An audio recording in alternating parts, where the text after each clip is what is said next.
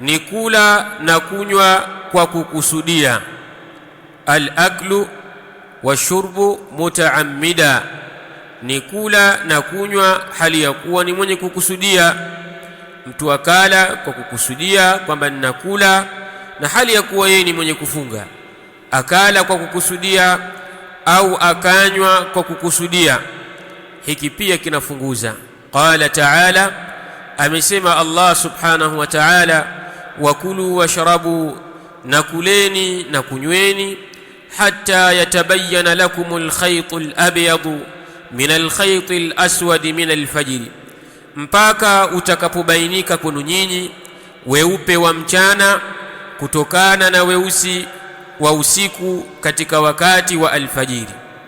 Wakulu washrabu, na kuleni na kunyweni, hatta yatabayyana lakum, mpaka utakapobainika kwenu nyinyi alkhaytul abyadu, weupe wa mchana, min alkhaytil aswadi, kutokana na weusi wa usiku, min alfajri, katika wakati wa alfajiri. Maana yake ni kwamba Allah subhanahu wa ta'ala ametoa ruhusa ya watu kula, wale na wanywe, kisha akaeleza ukomo wa kula na kunywa, na watu wataendelea na kujizuia na kula na kunywa mpaka pale ambapo utakapoingia wakati wa usiku. Thumma atimmu siyama ila al-layli, kisha kamilisheni funga, kujizuia mpaka wakati wa usiku.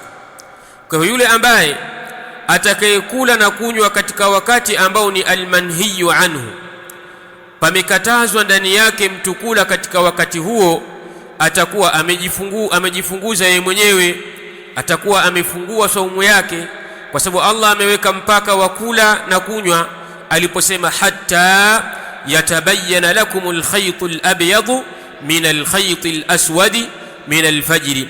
Huu ndio mpaka wa kula na kunywa pale inapoingia alfajiri ya pili, kisha watu wataendelea kujizuia mpaka pale ambapo litakapozama jua.